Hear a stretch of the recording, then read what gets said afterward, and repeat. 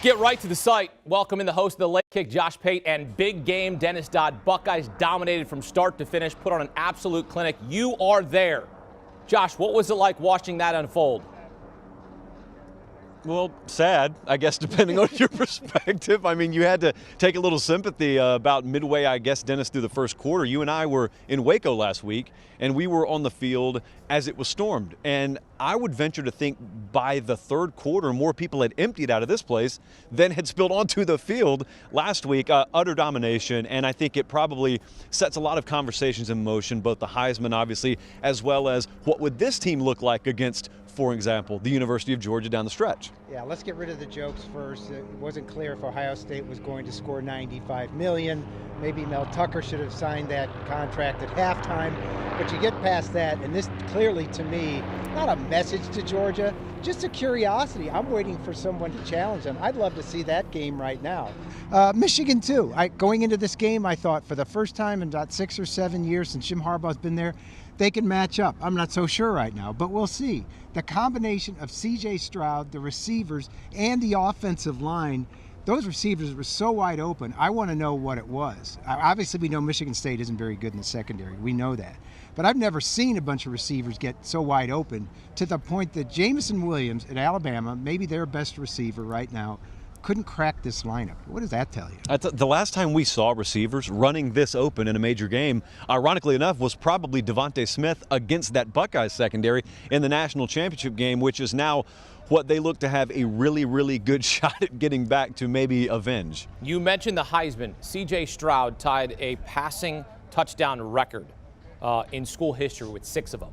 He had 6 in the first half. It was ridiculous. 17 straight completions, setting a school record. Are you giving the Heisman to Stroud right now, Josh? Yeah, he'd be my front runner. And it was so emphatic, Dennis. I mean, this is a game where you said 6. It's very important to note 6 first half.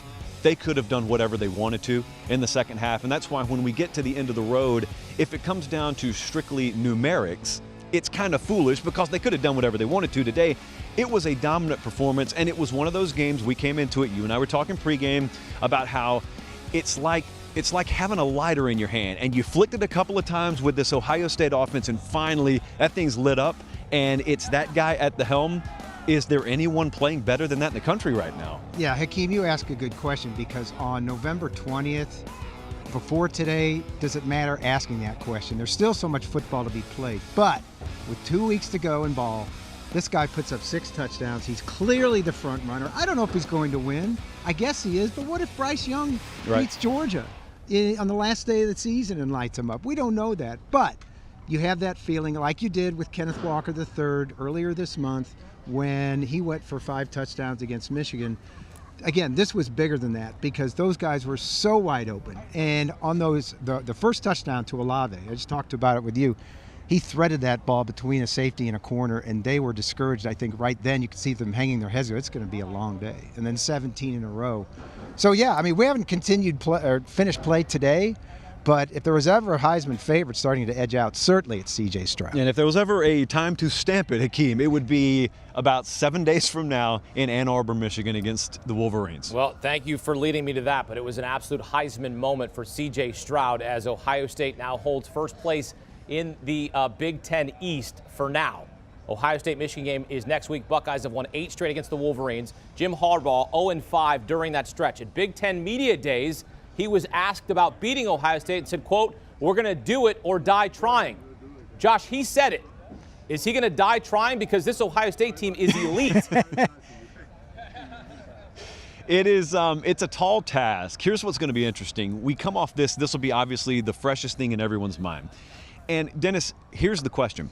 How many touchdowns is being able to play legitimate defense in the secondary worth? Because today, once the dam broke, it's broken. But if you can fortify that secondary just a little bit, just give some resistance, make someone thread the needle, let's say 4 or 5 times in a drive instead of just hitting someone wide open down the seam, it could change things radically. Having said that, Dennis, you're going to have to sell me, I guess, on putting together a case for them being, I guess, more than a puncher's chance type team against this Ohio State squad. I don't know if I can do that. I still say that Michigan has its best matchup, best chance in 6 years since the fourth down game. You know, they were competitive. Yeah. They should have won that game.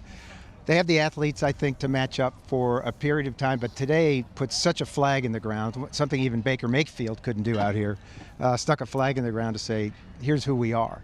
They got an elite quarterback, obviously Trayvon Henderson, elite running back.